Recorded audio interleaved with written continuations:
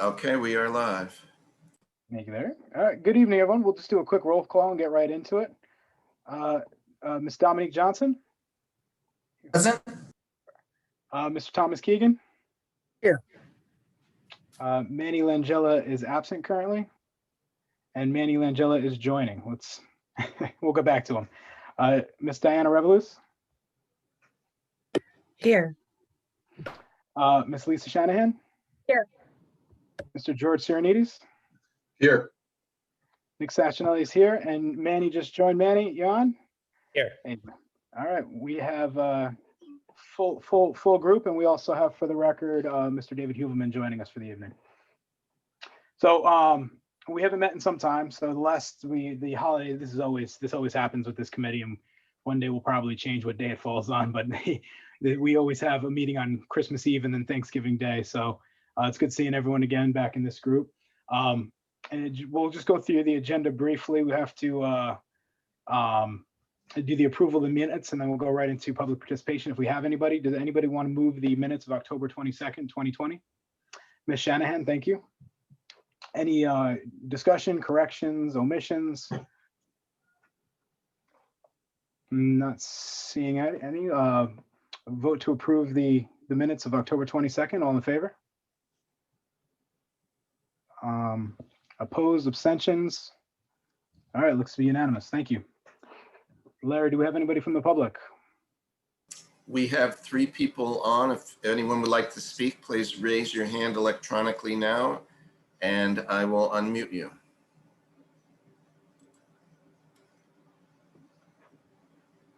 I don't see anyone raising their hand.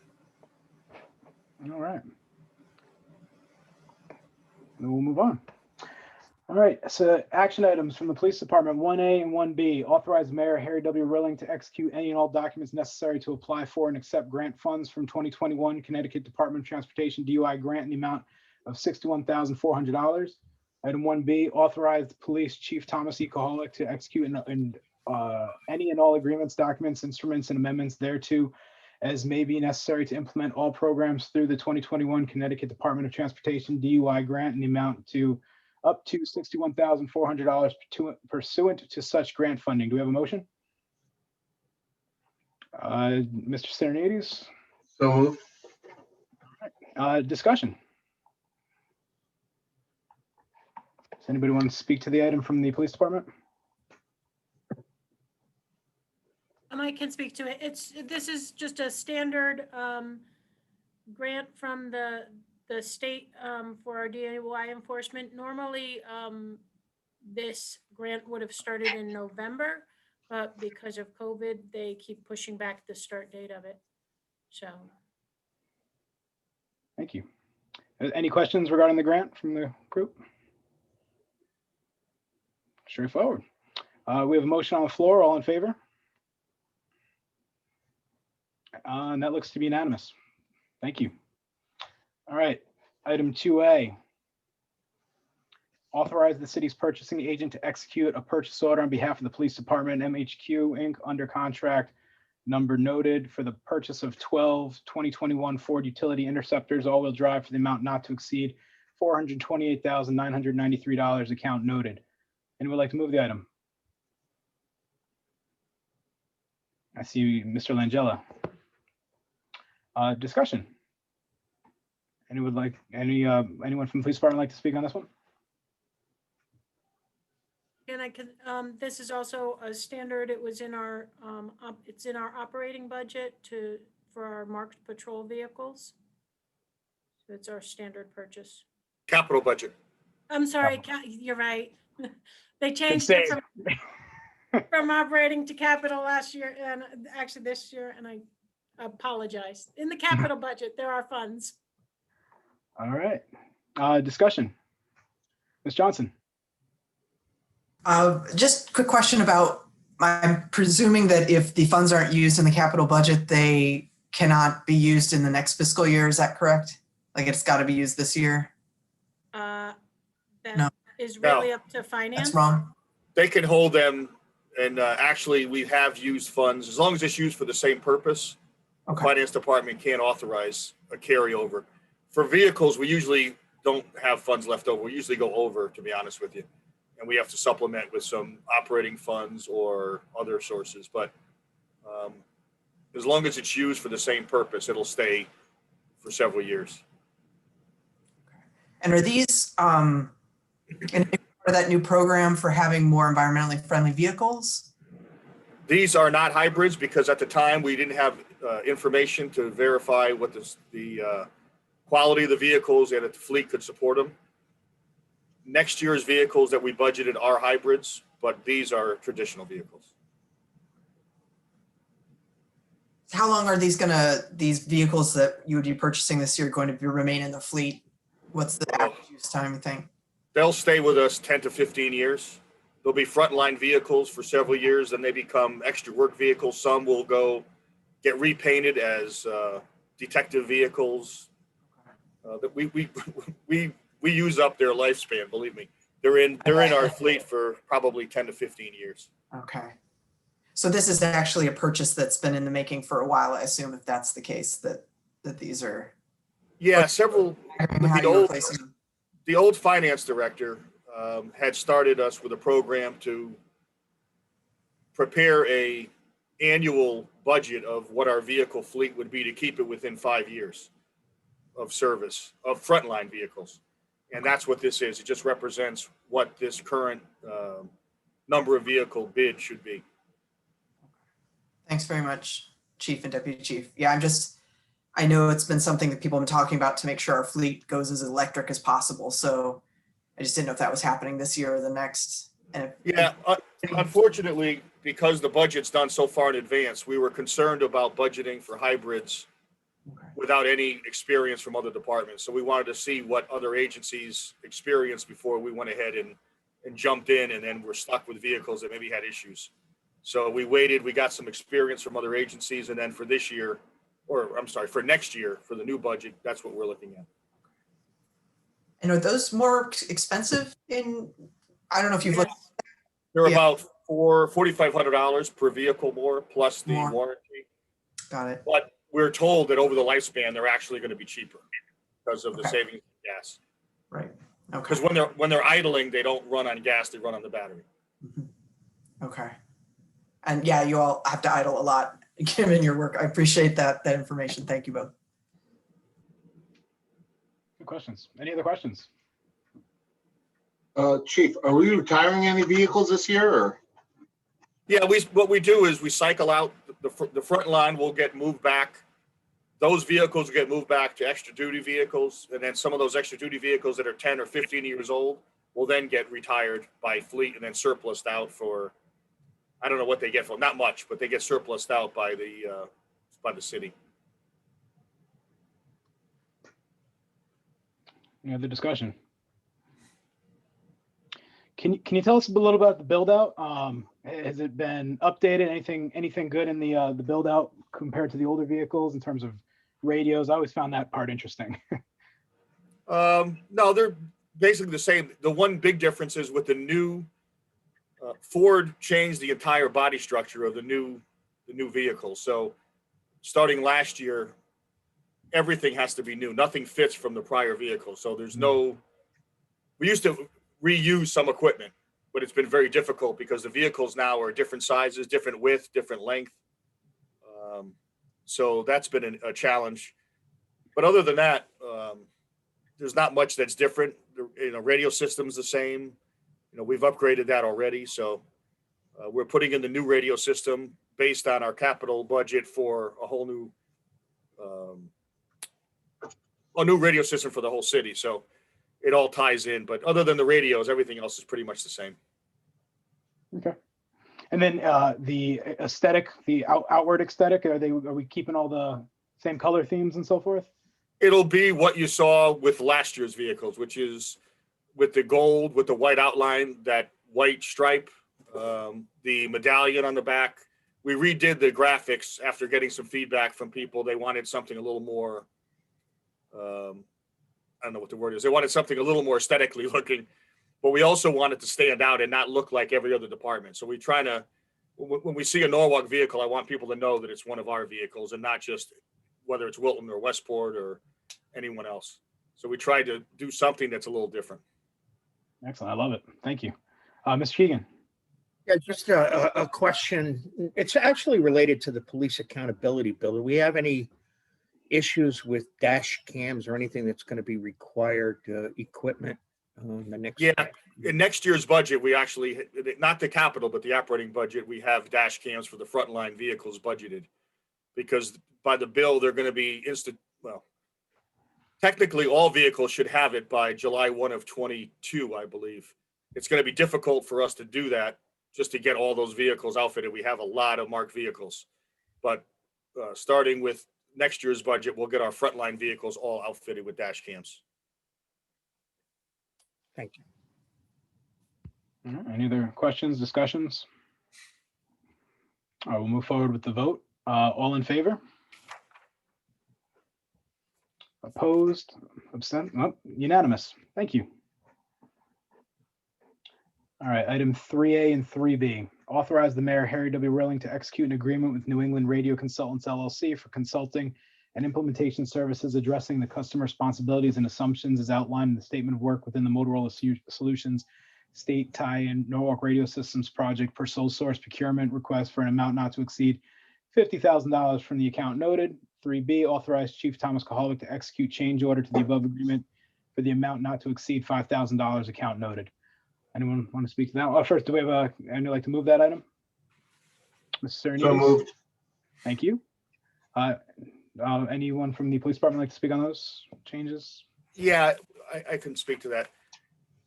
As you recall, or well, you may recall, in our capital budget, we have funding for a complete rebuild of our radio system, which is a multi-million-dollar project. Not just the police, but police, fire, EMS, Parks and Rec, the whole city. We had discussed amongst ourselves about hiring a consultant to help us make sure we're getting our bang for the buck, so to speak. As we were doing that, unfortunately, our combined dispatch director, Lieutenant John, had an unfortunate medical emergency and is going to be out for a considerable amount of time. And he was the one that was overseeing this project. So it kind of put another take on that we really need to get somebody that can oversee this project. As we were looking at that, I spoke to some other people within my chief's network, and they recommended this individual from Northeast Radio Consultants who used to work for the state designing radio systems. And he's worked with a number of municipalities and including Yale University and others on consulting with them, both on making sure that the design of the system is appropriate and also that the payments that we're making is appropriate. After speaking to him and going over our proposal that we got, it was clear that this was something that we really should look into, because although $50,000, is a considerable amount of money, we feel that he'll actually probably save us more than that, and also guarantee that we get a number one system that does what we need it to do, and someone that really understands. It's a very complex system, and there's very few people that really understand all the ins and outs of it. And just in speaking to him over the phone, looking at our proposal, he brought up so many issues that it was clear that we needed somebody with expertise to really help the city along and oversee the installation and make sure that this is done appropriately and at the best cost. So and one other thing, we also, as the Fairfield County Chiefs Association, has a separate radio system, the FAPERN system, which needs an upgrade. And we're looking to spend about $500,000 through our association to do that. And we've hired the same individual to help us with that system. And it looks like just in conversations, he's already made recommendations that are going to save us money there. So I think this will be money well spent. Thank you.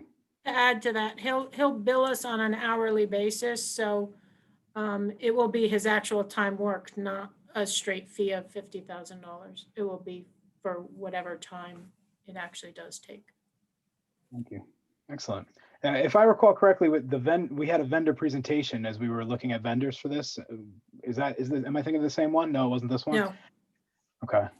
I was the design for this, is this for antennas and that structural piece as well, or is this more on the actual infrastructure within the building? This is a consultant on the entire project. He's going to be looking at the antennas, the power backups, the repeaters, the actual design of the system. soup to nuts. He'll be Okay. looking. All right, so I think we do, I swore we saw a presentation from the vendor that was doing the antenna setup. Because I recall asking, maybe I'm wrong, but I recall asking if they're, I see the benefit here, is what I'm saying, using a consultant, because I remember they said that they use computer analysis to make recommendations on where the antennas go. And I asked if we had to move the antennas, if it would be at our cost. Is it a different project? It's the same project, but you're talking about the actual vendor that's going to be installing the radio system. That's Yeah. Northeast Communications, Norcom. Yeah, This, okay. this individual will be overseeing on behalf of the city and looking at it from the city point of view to make sure that we're getting not only the information that's proper, but that what they're saying we need is actually what we need. Norcom's a great company. I'm not saying that, but you know, there's always, you know, two sides to a story, so to speak. And, you know, he'll be able to give us his take on the recommendations that they make and make sure that we're getting exactly what we're paying for. Yeah, thank you. And for the committee that wasn't around for what I'm referring to, so the vendor that we're using had basically described that they're doing computer analysis to make recommendations of where they would be placing the antenna.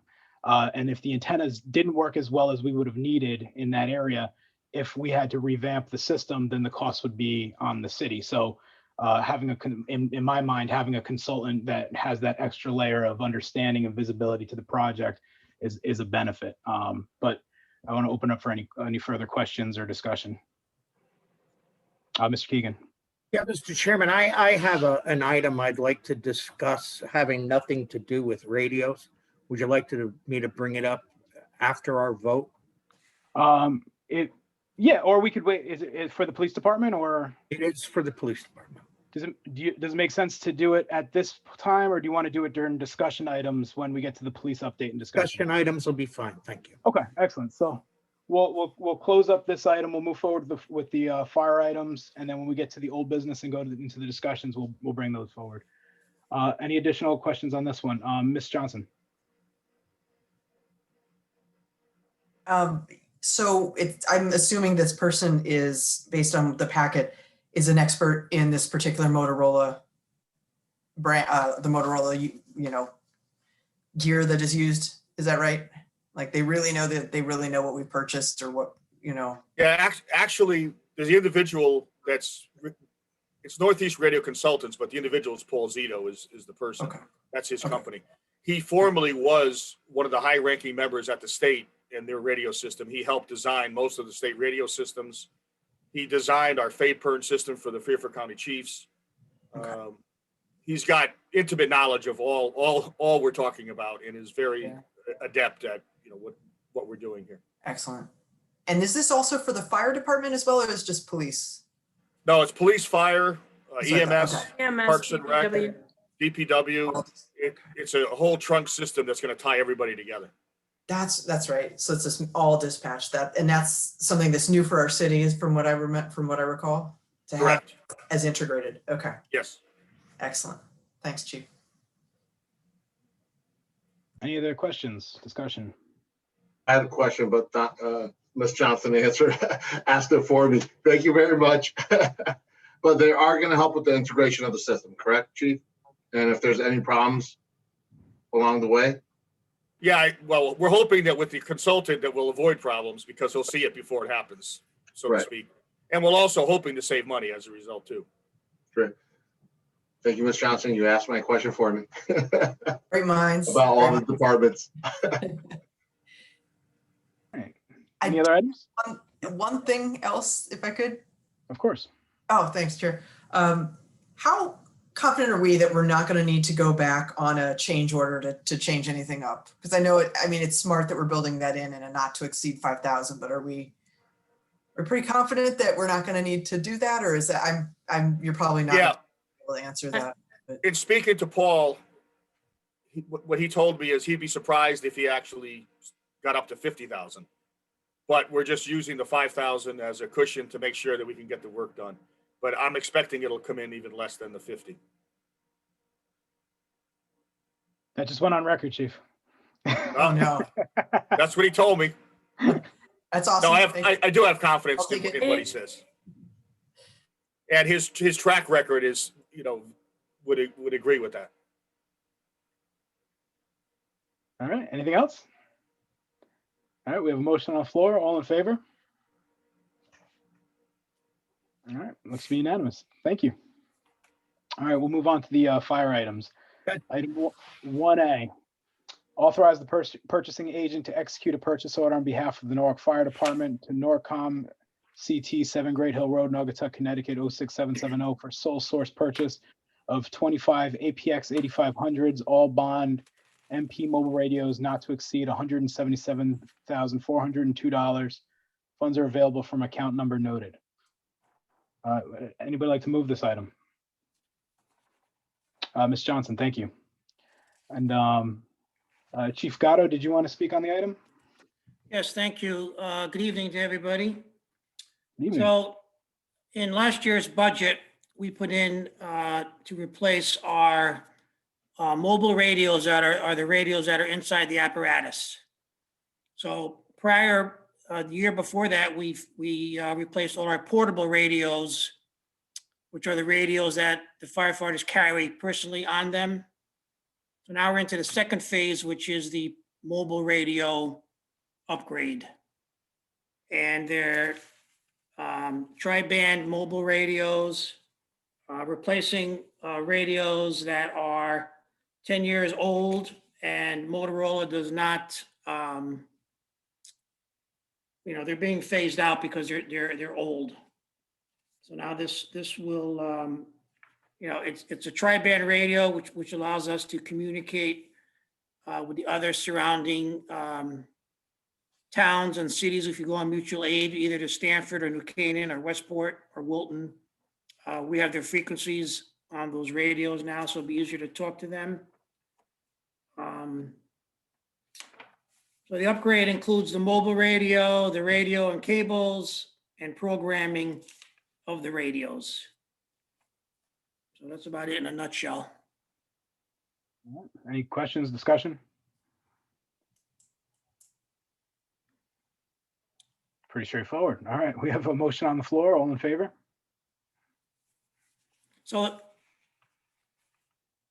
the money was approved in the budget last year, but apparently I need common council approval to actually write the requisition. For the radios? Yes. Okay. So the vote was already cast, so you're gonna have that'll work. So I think we can move this right to the council. I don't know that it needs to go to finance after this. I think you're all Okay. set. Thank you. Actually, Thank you. Nick, Mr. Chair, can I ask one question? Chief, we've been talking about this for a while now, and obviously we're all looking forward to the new system. Have you heard from any of the neighboring cities or towns that are using it as of yet, or? Are you talking about what the police chief just spoke about? No, the radio system for, Ours is not, mine is not a radio system. Mine is replacing hardware in each of the apparatus. oh, okay, It's the radio that they speak to. It's a mobile radio, like a car radio, but it's a radio that we speak to each other on. And we have the capability of speaking to other towns. oh, as got well. it. Oh, all right, never mind. Okay. Still got my vote, by the way. Thank you. All right. Any other confusion on that one? Anyone have anything else on that item? All right. The vote was cast. It was unanimous. Thank you. And then item 2A, authorize the mayor Harry to be willing to enter into a contract with Morrison McDaniel, management consultant, 1117 South St. Asaph Street, Alexandria, Virginia, 22314, to develop and administer a firefighter entry-level exam not to exceed the amount of $75,000. Do we have a motion? Mr. Keegan, thank you. Deputy Chief. Okay, so I'm not going to relive what happened during the last testing process for the fire department. The mayor and the fire commissioners decided that they wanted to move forward with a separate entry-level test for Norwalk Fire Department only. Back in November, working with the purchasing department, we went out for a bid for an RFP, and this Morrison McDaniel was the only company to respond to the RFP. So we met several times with them over Zoom several times. And in the January Fire Commission meeting, the commissioners decided that they wanted to move forward and hire this company to administer the written test and the oral portion of the test for entry-level firefighter. And their the actual price for the test is $67,500. I added a little bit extra because we have to do recruitment, and recruitment means we're going to get out into the city and go to different churches and different venues and different areas, and probably have to pay people overtime to do that. So I added a little cushion for that. Basically, the commissioners are confident that they'll be able to establish a pretty diverse list of candidates, because that's what they're looking for. And obviously, we're all hoping that there won't be any problems as we go forward. But the timeline we're looking at would be a spring or late spring, well, probably like April, to have like the written test, followed by the oral, and then have a list established sometime in May. So that's the recruitment will be for like a couple months, beginning once we get the funding and the approval from Common Council and the law department writes the contract. Once we get all that done, then we'll start with the recruitment, which we're hoping by the end of February or March. All right, thank you, Chief. Discussion, questions? Ms. Revelous. So I'm glad you said that, because I was going to ask how the idea of recruitment has happened since we last discussed. Have you guys actually found or thought of the vehicle the recruitment would look like, what would be paid for? Like, are you going to go with the mailers, or are there ideas, the signage? I particularly think it's crazy that I can, again, use a barcode to, use and order a meal in a restaurant, but these are the type of things I could use for information, just to put a phone over. So I'm just wondering, thinking about the venues or the avenues you're using for recruitment, and telling people what's going on, just wondering if you have a look to that yet. We did start to look at how we will handle recruitment. And we did put together a packet of information that's going to go on the city's website. It's not there yet. It's going to go up. It'll be updated on the city's website with a lot of information on how to become a firefighter, what's the test, like kind of what it consists of, the physical agility part of the test that's going to be required. So things like that. The flyers and brochures or posters, we haven't gotten that far yet, but Yeah. Okay. That's a good idea, though, to put that barcode on there that somebody could, that would take you right to the city's website. Is that what you're saying? Exactly. Like, I think for stuff like this, for even that's understanding what idea. districts we're in, all that stuff, just as easy as put your phone in front of it. Yeah. Or the signage, the digital signage. That's a great idea. Thank you. I try. Chief Gatto, I think in Barbara Smith's in the community service and personnel meeting, we're going to try to carry something forward around the either potentially digital signage or just public outreach in general from a the community services perspective, and I'll share that back with anything that they come with. I'll make sure that you have visibility to. Okay, thank you. Absolutely. Any other questions or discussion? Ms. Johnson. And Chief Gatto, I know this follows up with Councilmember Revolucion's point about the recruitment. Is that something that the city and the NFD is going to be solely responsible for, or do you have confidence in this? I guess what I should say is this group just preparing the exam and administering the exam, and that's where their work begins and ends? No, they're going to help with recruitment. They're giving me a name of an individual who has worked with the Norwalk Police Department for recruitment. I just got that individual's name today, so I haven't looked into it yet. But they're supposed to help us with recruitment, probably social media, that kind of thing. They're not going to pound the pavement. We're going to have to do that. Okay. And what kind of track record does this company have in their return rate on that investment for recruiting diverse firefighters? Well, they claim they have very good track record. It's a small family-owned company. They've been around for 40-something years. They're out of Virginia. They claim that they've only been to court 3 times and they won all 3 times. Other than saying they guarantee a diversity list, they're confident that they could produce it. So the commissioners like what they heard and their presentation. So that's why they want to go forward with these guys.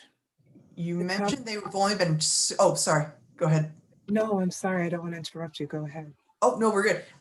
Maybe we're thinking a similar thing, but you just mentioned something about them going to court. Is that because they were sued about something or what? No, because, a municipality might be, somebody might try to sue the municipality by saying that, the questions were not valid or some type of process for the test. They have to validate, every question has to be validated and they prove that they've done that more than once, so. Okay, thanks for that clarification. I do have a response for council or the committee member Revolus, and I say your name. Sorry. Okay. It's okay. It's crazy. I was just told by Michelle DeLuca, she said that we did have a QR code last time. Oh, you did? When we did the Oh, post. okay. It worked out very well. So we'll probably do that again. Try that again. Yeah, for And sure. let me ask you one more thing because but it might be weird because working in, it might be weird to do this, but how many do you provide the information in different languages? Although I would understand how you would want to recruit people that speak English as well, but do we do it in different languages? That's a good question. I mean, we do it. I don't know, to tell you the truth. Gino, I believe for the 2015, we did have some of the posters and materials in Spanish. But again, ultimately bringing them back to the city's webpage and the recruitment booklet. And I know with the website, we do have some of the ability to do, I guess it's Babel, to do some of the translation, but some of the materials were in Spanish. Okay, so being the fact that I would love, because especially if you can bring it back to the website that can translate for, but being the fact that we have like 64 different languages in Norwalk right now, the top 3 being English, Spanish, and Creole. You never know who may see it in Creole that knows someone who's same thing but speak English, whatever, or someone who may have done that in their country, whatever. But we definitely do have over 60 something languages in this community that, you might be getting people who are really apt to be there. But again, just, it's not getting past them. I mean, it'll definitely be translated. I don't know, about 64 different languages. No, I completely understand, but it's just, that when you say diversity, we are diverse. Right. You know what I mean? Right. That's all. That's all. Okay. Further discussion? I don't. All right, thank you. All right, we have a motion on the floor. All in favor? Yes, Looks to be unanimous. Thank you, Chief. All right, we'll move on to the old business, and Chief Gatto, you're up first for the any fire updates and discussions since the last time we met. Anything we should be aware of, other than this is probably pretty big for us? Okay, just some things. I just want to make a note that in 2019, we had 7,228 calls for service. This year, our numbers are down 6,673. And you'll find even the police department, EMS, during the height of the COVID, a lot of the calls were down. So that attributed to, minus 555 calls from last year. Since we had the past assistant chief retire back in July, the fire commissioners decided that now was a good time to bring on another position, another assistant chief in the fire department. So all that was done in December, and we now have two assistant chiefs. One is the assistant chief of operations, and one is assistant chief of administration. So we're breaking down a lot of the responsibilities into these two new positions. Excellent. Back in November of last year, let me just get my phone here. At Station 5, Meadow Street Station, we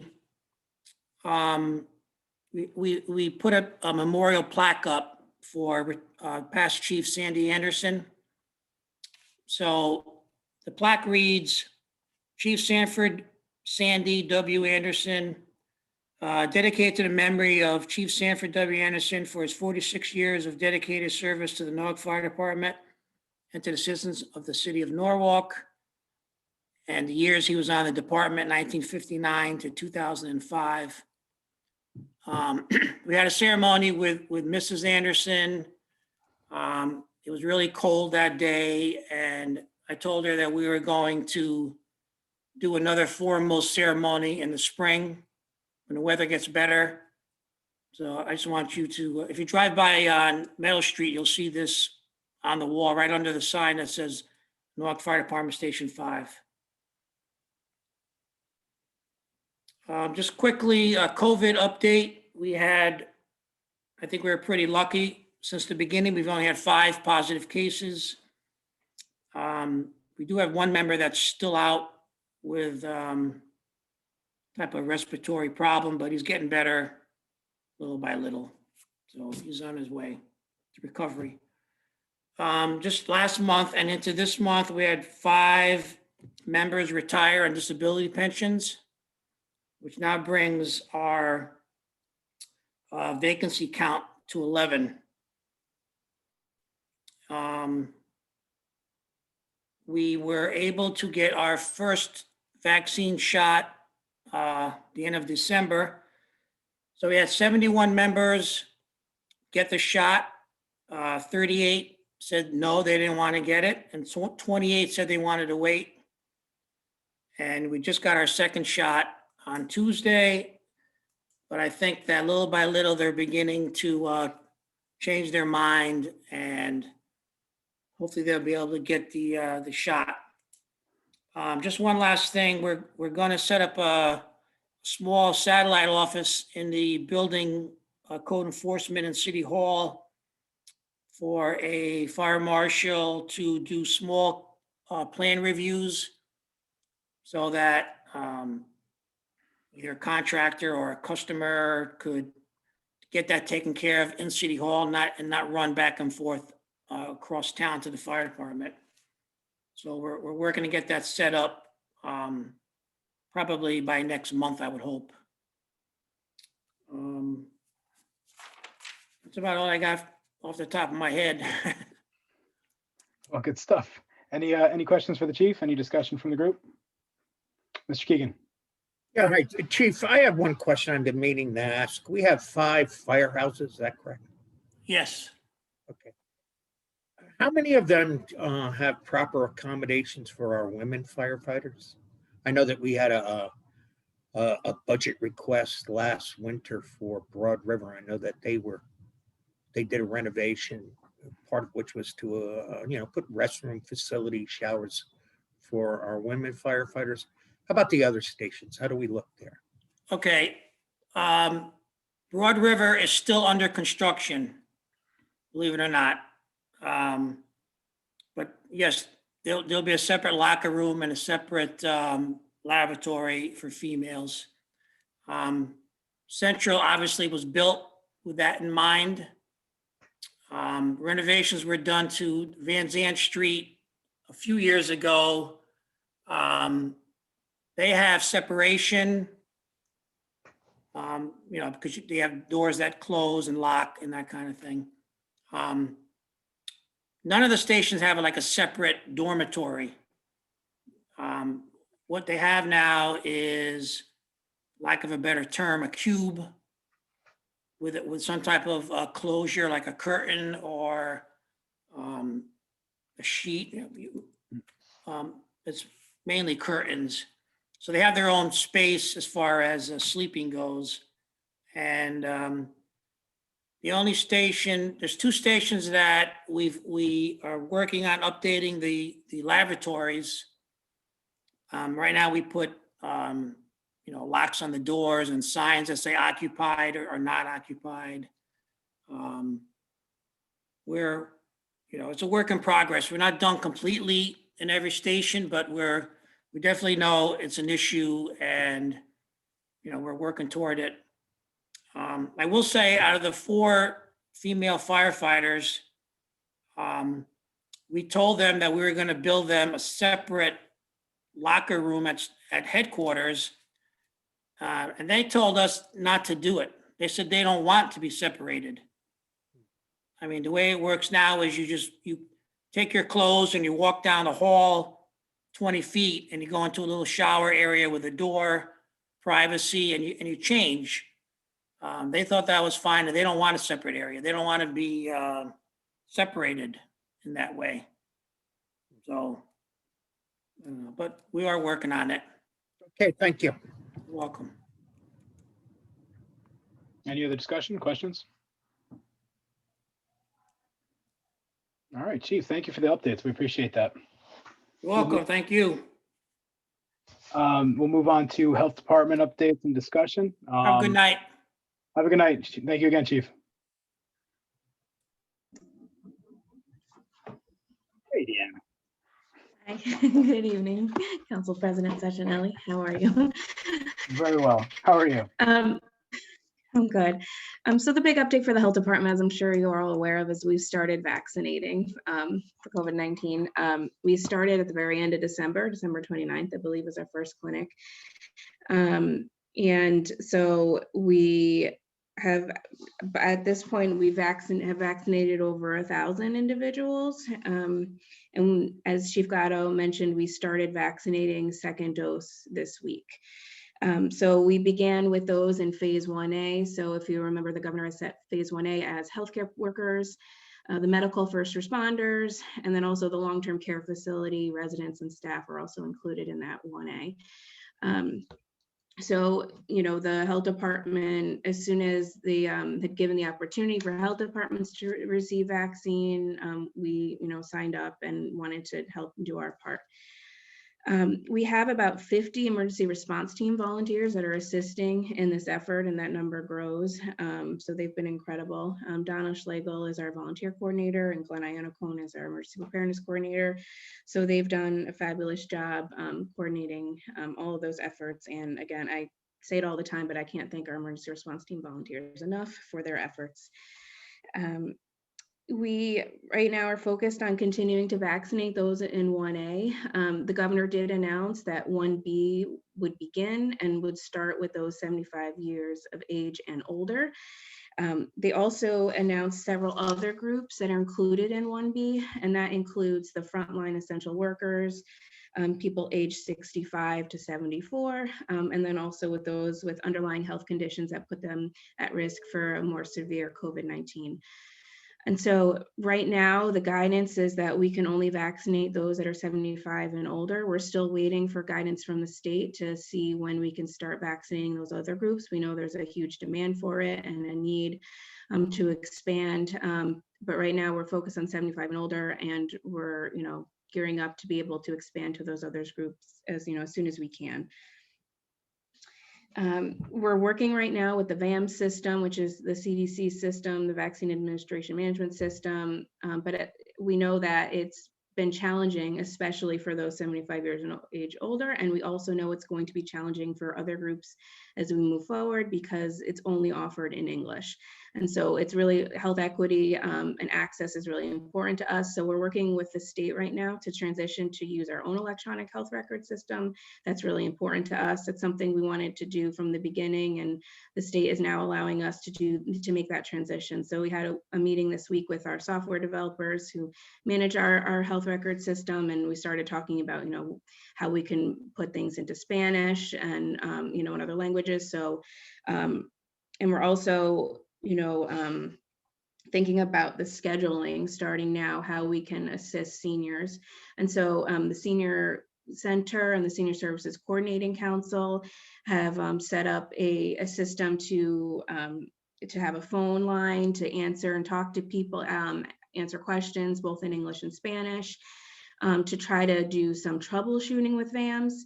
And then we're also trying to work at, being able to schedule people directly. So if, we know there's people who don't have email addresses. We know there's people that don't have the internet. We know, there's people that don't read English. So we're working on that, and that's really important to us to be able to provide that option. There's also, as I'm sure there's the Connecticut Vaccine Appointment Assistant line that's available for people to call to schedule appointments. And there are also several other healthcare providers that are also scheduling directly, like we know Yale New Haven Health and Hartford Healthcare. So those are also other options we're trying to let people be aware of, so that, one of the questions we get sometimes is, I'm a Norwalk resident, but can I get vaccinated in another town? Yes. And other people can come to us as well. So it's a statewide effort, it's a regional effort. So everyone's working together. We have the hospitals, we have the federally qualified communal health centers, and we have several other that are vaccinating. And those are the big highlights. As far as case counts, we've gotten to over 8,000 positive reported cases in Norwalk. I was looking at some of the numbers. Remember that first wave that are back last year. But even now, we've seen some of the highest case counts recently. Up to like 2 weeks ago, we saw the highest case counts. The past couple of weeks, they're starting to go down. We're watching that. We're hoping they continue to go down. The positivity rate has gone down this week. We're hoping that continues.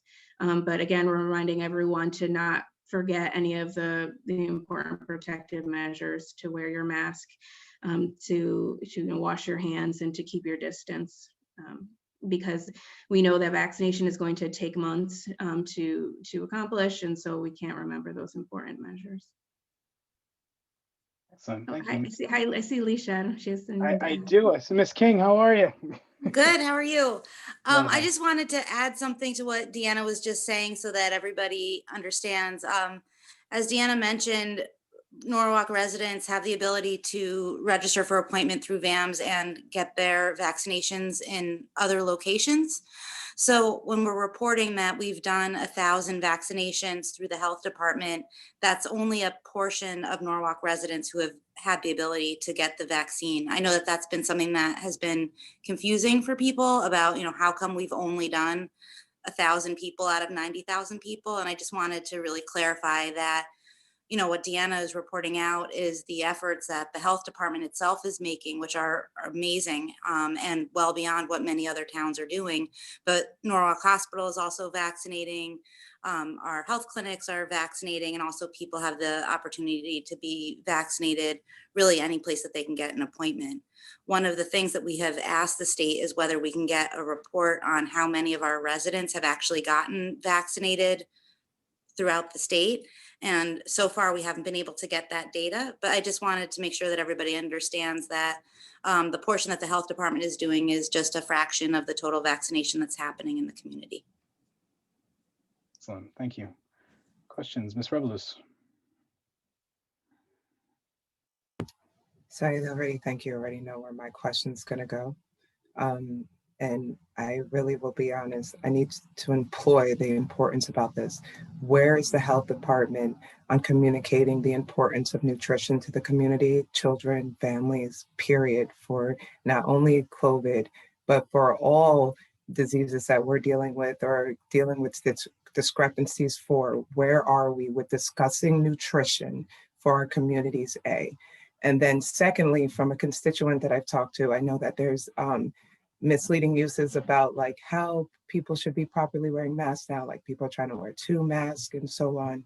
So probably how are we talking to like reminding people on the proper use of what the CDC says is a proper usage of masks, but again, imploring where are we with the conversation on nutrition with our community?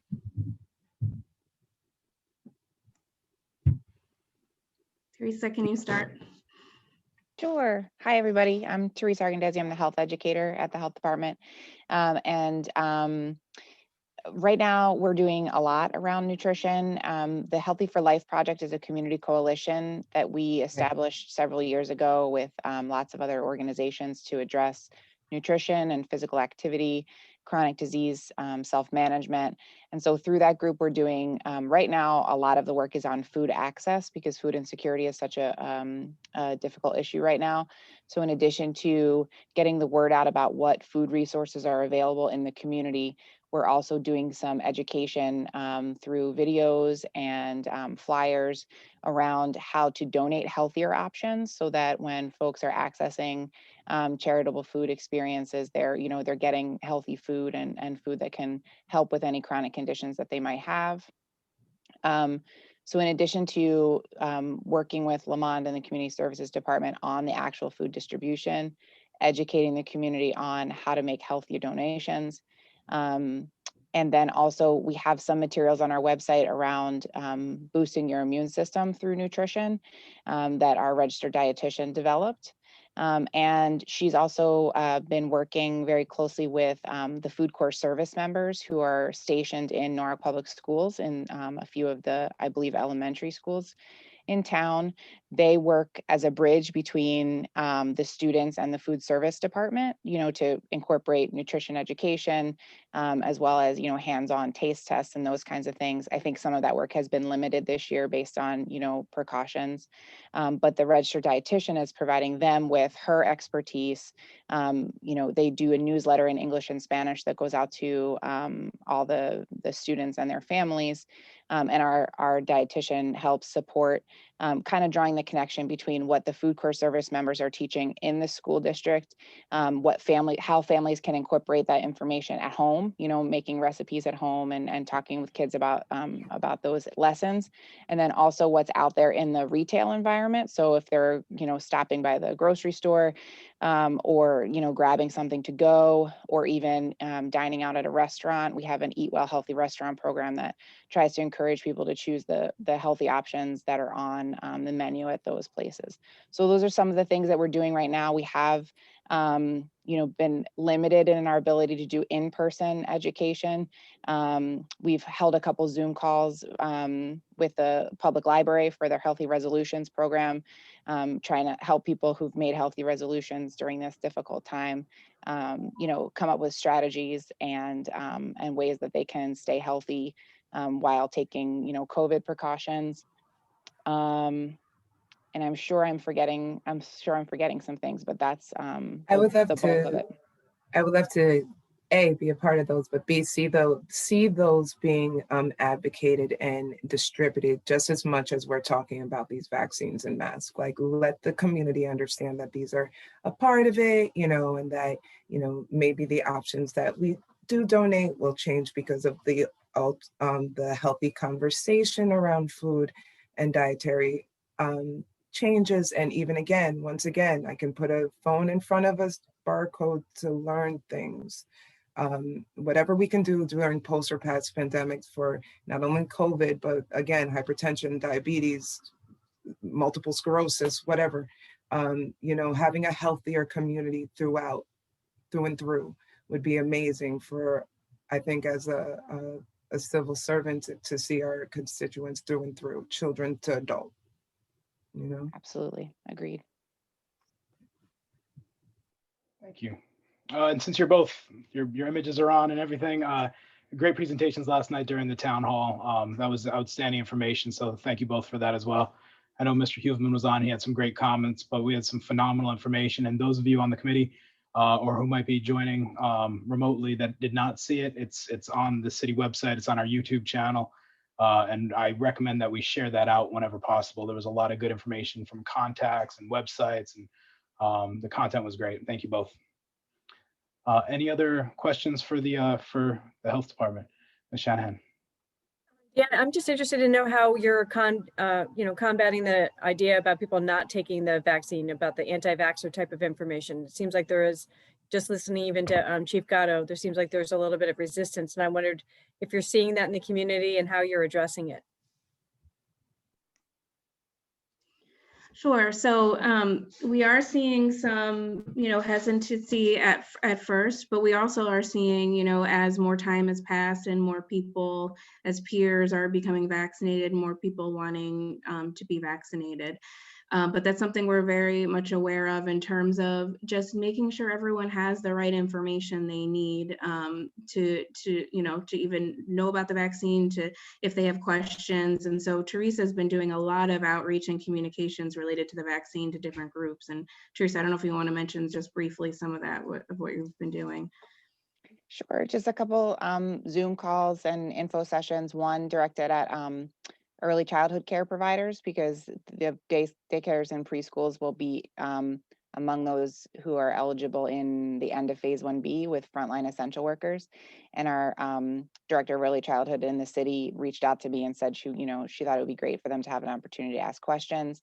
I just recently did one for the staff at Person to Person Food Pantry, who will also be eligible likely in phase 1B later on.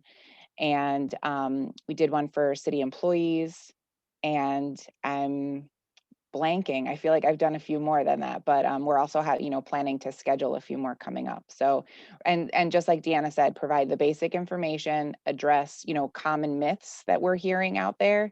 And, just be really straightforward. I think something we've talked about all the time is it's totally natural to be hesitant, right? This is a brand new thing where, people are just learning about it. So it's normal to think, I feel like I want to do some research, or I want to talk to a lot of people before I make a decision.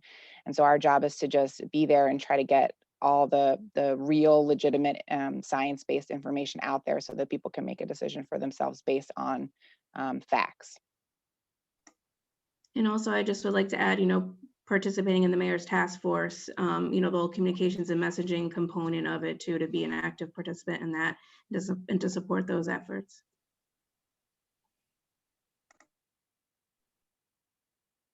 Any other questions?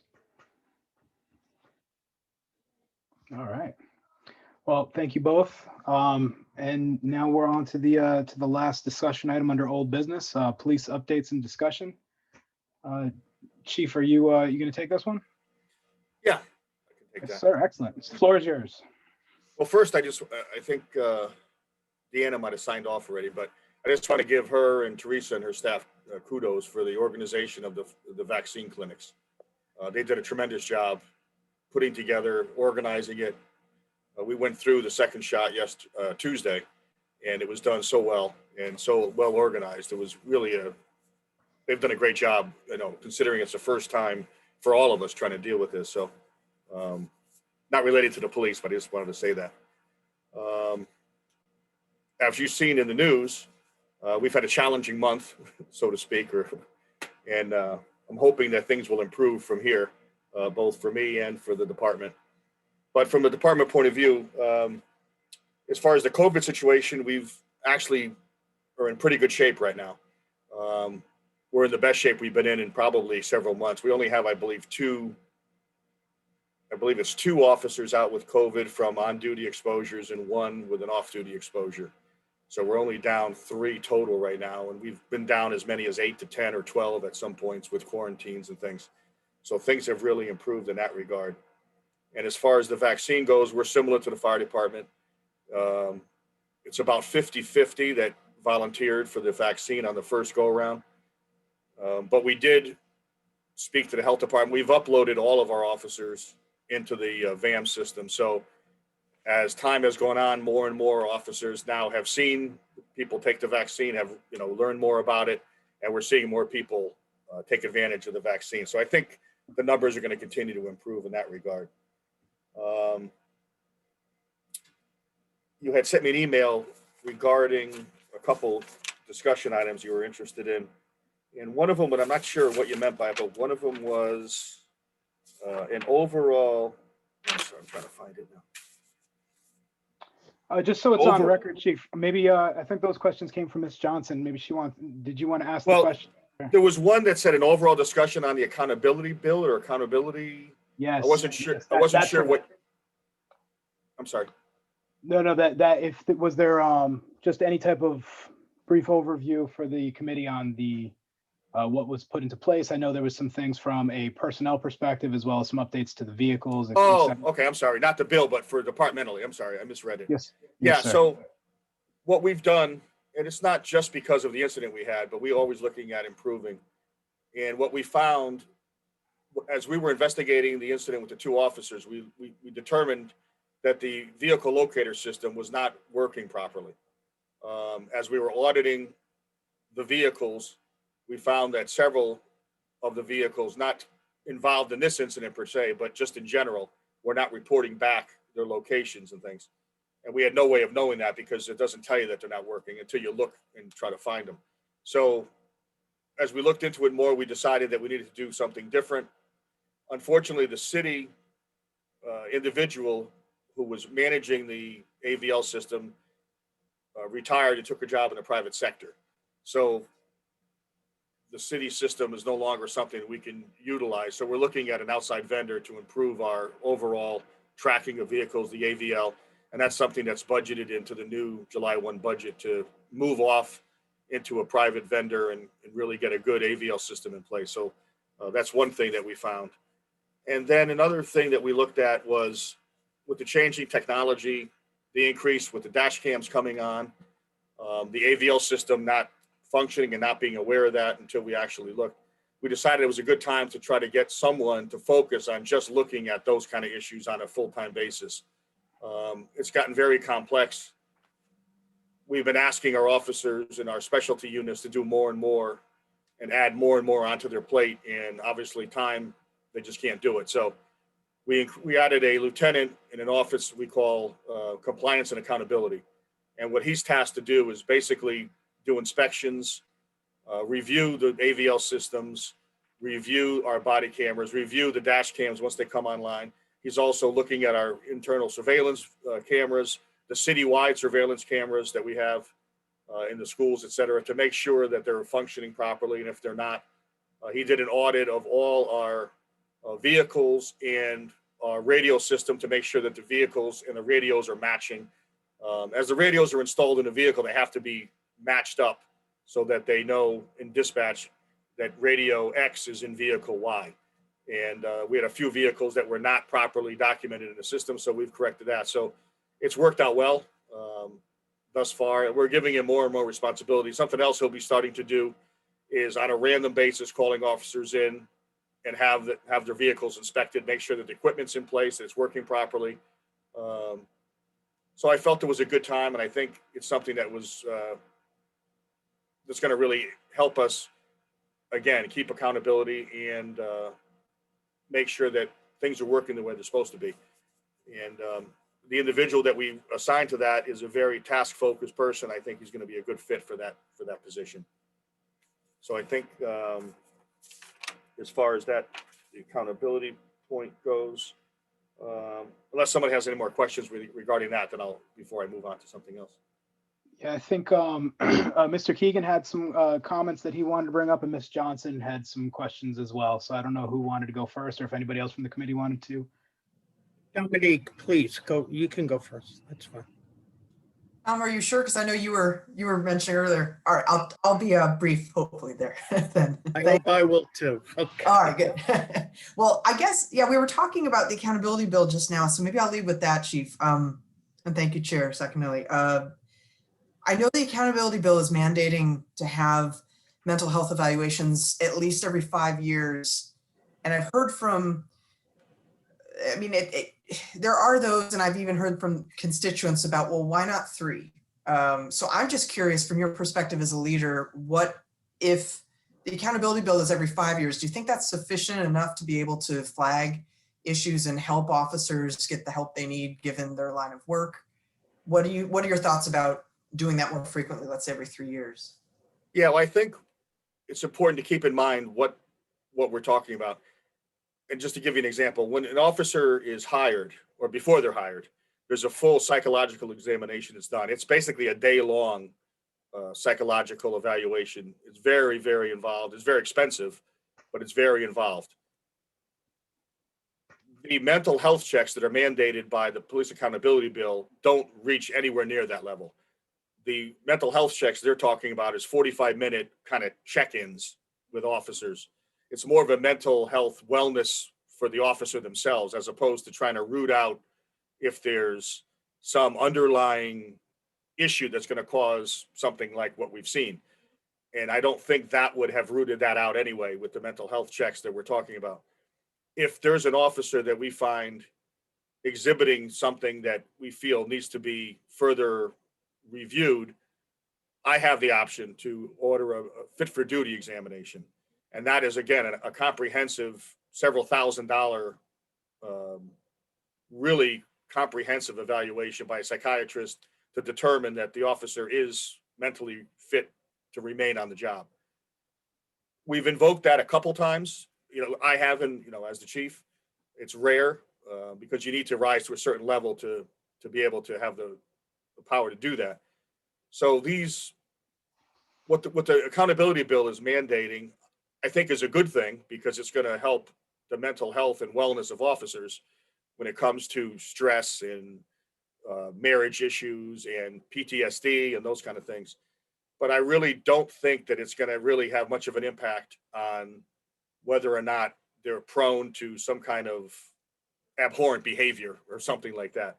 I'm not a psychiatrist or psychologist, so I'm just speaking anecdotally from what I've seen and what I know, but what I'm aware of. But I think it's a good thing, but I don't know that increasing that for the cost is really going to have any real impact.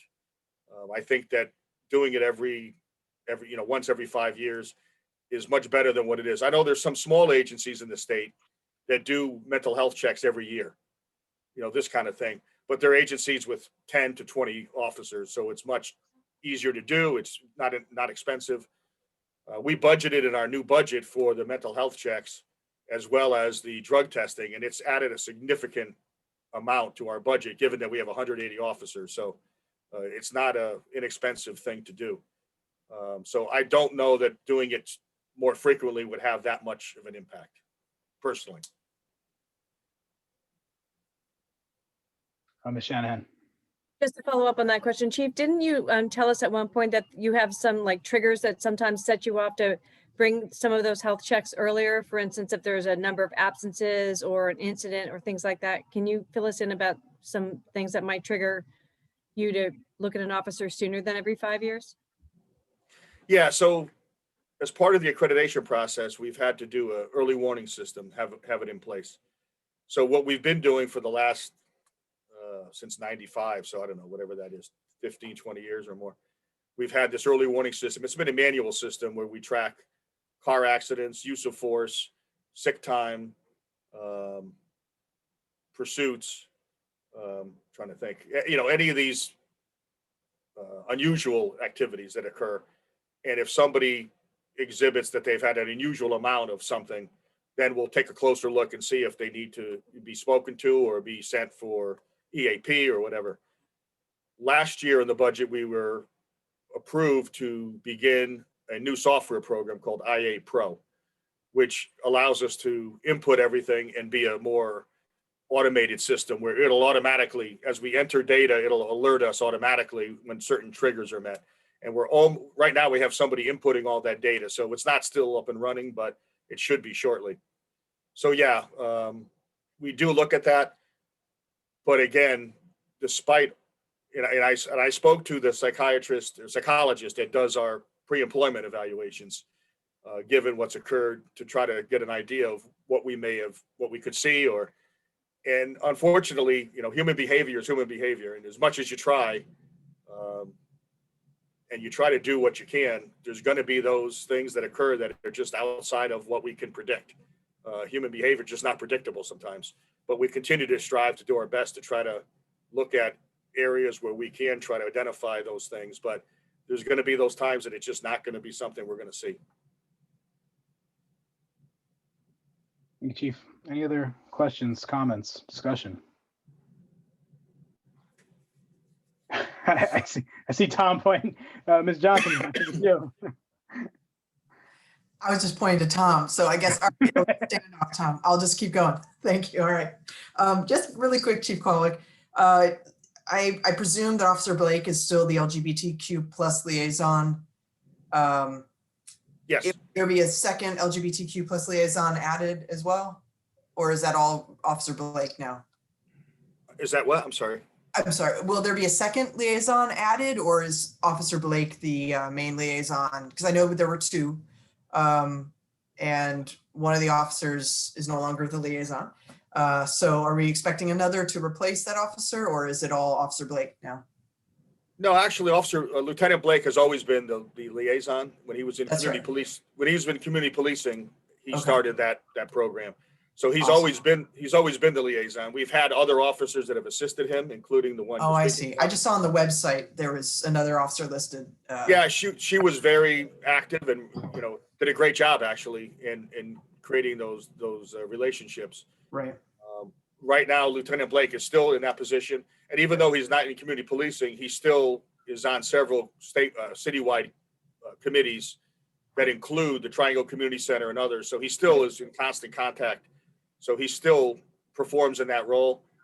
We do have other officers who are interested in helping when we have outreach programs. Unfortunately, with COVID, we haven't had those programs like we did. But once normalcy returns, so to speak, and we can actually face-to-face meet and that kind of thing, we definitely have other officers assist them. Great. Yeah, no, I've always been impressed with Lieutenant Blake, so I just wanted to confirm given the recent events. So thank you for that. Last question, I promise to be brief. It has to do with the recent events coming up. Again, I've heard from some constituents about what your thoughts are or recommendations would be about creating a citizens advisory subcommittee under the police commission in a way such that that wouldn't require charter revision if possible. So what are your thoughts on that? Yeah, I think if there was a citizen advisory board underneath the police commission, that would require a charter revision if it was a formal system, so to speak, set up in the city. If it was an informal type advisory board, I would not think that would need charter revision because that would not fall specifically under the police commission. And I would have no issue with that. In fact, we've talked about it for a while now. Before COVID hit, we had talked about, I was at the IACP conference in October of, oh boy, time flies. So it was October of 2019 and attended a seminar with some agencies that do have an advisory board like that. And I did come back and we discussed it amongst my deputies about seeing how we might be institute that here in Norwalk, just to present policy changes, ideas, get input from the community on a more formal basis. So no, I'm definitely open to that. Unfortunately, again, with COVID, it's not something we've really focused on over the last year. But I think the difficulty is trying to select the right people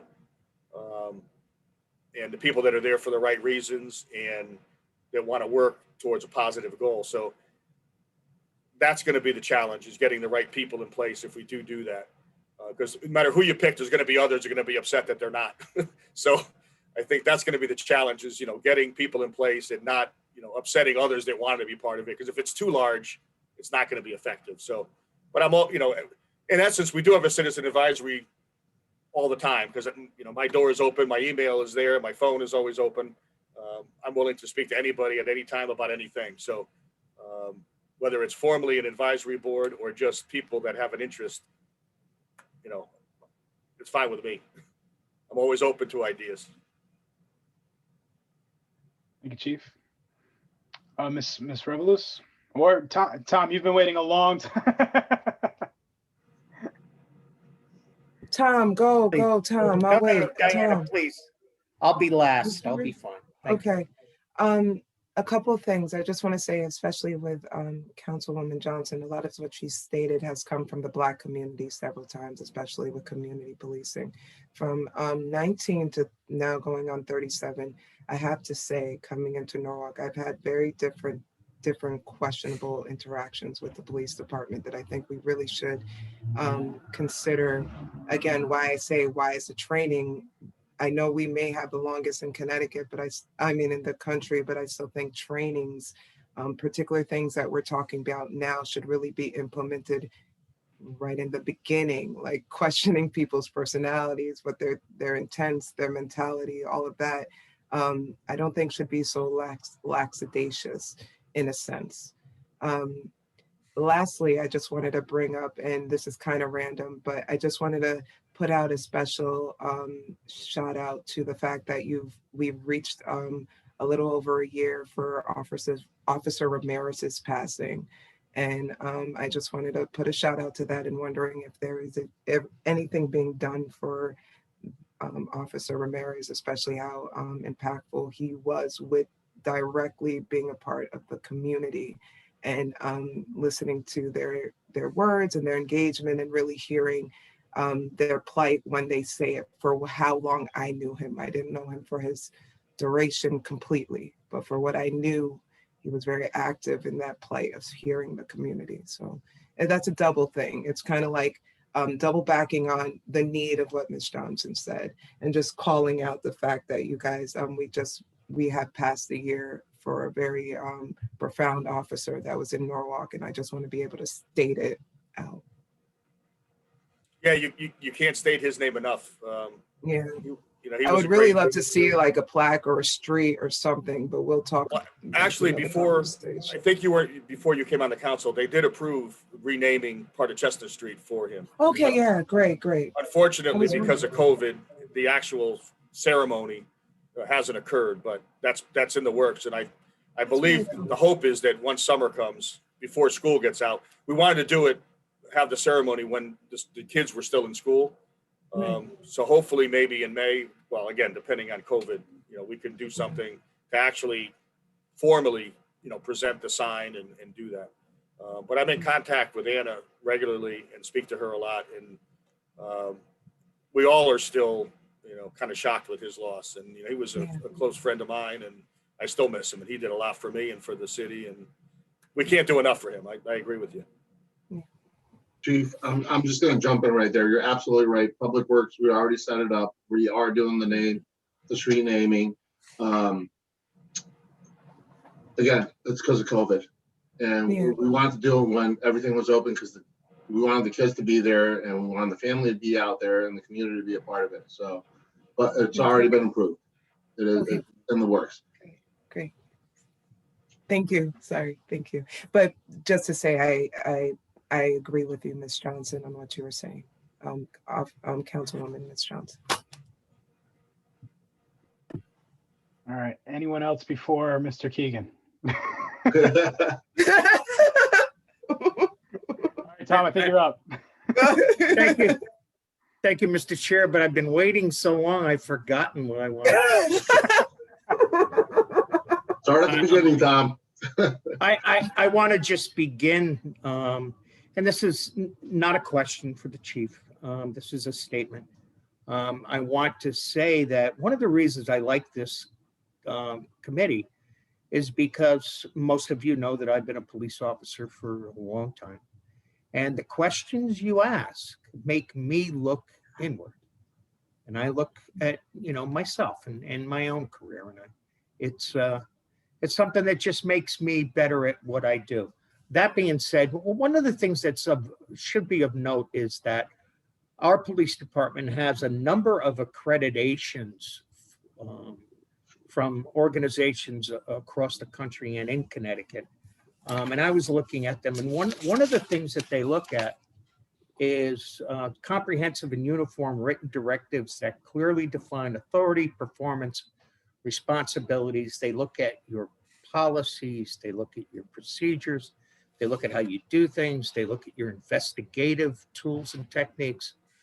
I do want to say that the recent events that Chief Kahalwick spoke of earlier, we've all been thinking of them. And I just want to say that I believe that the real goal of any police investigation is to find the truth. And at the end of the day, when the investigation is over, I believe that if our police department ends an investigation, that they find the truth. And I think in the case with Senator Duff, I think that the truth did come out in the end. I do believe that Chief Kahalwick did mete out discipline that was appropriate. And I do want to say that I have the utmost confidence in the Norwalk Police Department to continue to keep our community safe. And I do believe that Chief Kahalwick does have the ability to lead our police department, and I want to thank them and him. Thank you. Thank you, Mr. Keegan. I completely agree. I concur entirely. Mr. Langella. And just to second some of the things Mr. Keegan has said as well too, I appreciate the open and transparent dialogue that we're able to have with you, Chief Kahalwick. A lot of these are not easy things to talk about. So the fact that you're here and fielding these conversations and meeting them head on are certainly not easy. And I think, while we can agree that no department's perfect, we are, I think, have a bit of a blessing with the fact that we can have this transparent dialogue and communication and follow up and these action items. So definitely we thank you as well. So I appreciate all your hard work on these initiatives too. I appreciate it. And I'll never tell anyone that I'm perfect. I'm far from perfect.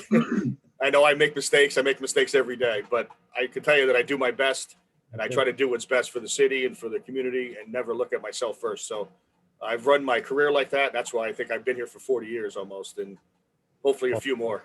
My plan is anyway. Meetings in the short time that I've been on the council. So thank you so much. Mr. Serenides. Thank you, Mr. Chair. I just want to echo Councilman Langella and Councilman Keegan's comments. Chief, I just want to compliment you. It's definitely a very tough time right now. We have a lot of challenges in front of us. You're doing a great job. You have a diverse, great department over there, and we can't judge everyone or the whole department as a whole for a couple of bad apples or maybe one or two bad situations. Yeah, you're doing a great job. And again, I just want to compliment you and your department. I appreciate it. Unfortunately, it's embarrassing for me. It's embarrassing for all of us. And, we have to own what happened. It is what it is, but we got to move on. And even when it comes to the Senator Duff situation, I'm just hoping we put it behind us and we just move forward and we start from here and go forward. I'm tired of looking back, and I'm tired of the media, rhetoric and the back and forth and the blogs, and it's just a distraction for everybody. And it's time to just move forward, and we got a lot of work to do, and let's just, get to it and stop looking backwards and arguing about, there's two sides that are always going to be fighting, as we've seen in the country, and we see it in Norwalk. And, I stopped looking at the blogs. I'm just tired of it. We need to just, to get past it.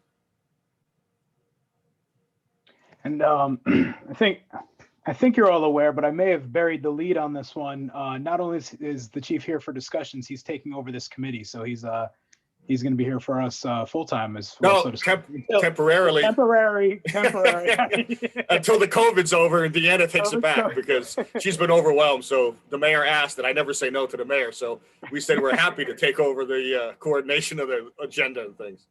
And we're very happy to have you. So thank you for that. My executive assistant is pleased to be doing it. Believe me. Any further questions for the chief? All right. With that, I think everybody received the executive session invite. Did everyone receive that link? All right. Larry, how do you want to do this? Are you still on, Larry? Yes. How are you, sir? Are you gonna hang? Do you want me to hang on this one as everyone else goes into the executive session, or? Actually, I'm going to start it from my phone right now. That way everyone can just get on. Hey, Larry, can I ask, I don't know, did I get that link? Nick, can you send him the link? Yes, sir. Can you send me that link too? I'm not seeing Was that, that. was that the one email. that It came came from like, Rebecca. Rebecca, hold on, let me check. Came from Rebecca at, what was it, at 4 p.m.? Oh. 4:01 4:01 On p.m. Tuesday. on Tuesday. I'm forwarding it now. Diane, I'm sending it to your city email. Is that all right? Yeah, that's fine. I'm checking in Awesome. mine now. I just realized my screen was like. Nick, could you forward that to me? I can Yes, search sir. for it, but if you No, have no, it. I'll forward. I'll You forward. said It's coming Tuesday down. at 4 p.m.? Anyone else? Anyone else? I'm ready. All right. All right, we're live. Anything, my teeth? No. All right. So we returned from executive session. During executive session, no votes were taken. For the record, we need a motion. Motion to adjourn. Ms. Revolus, motion to adjourn. All in favor? Have a good evening, everyone. Thank you. Good night. Good night. Good night, everyone. Good night.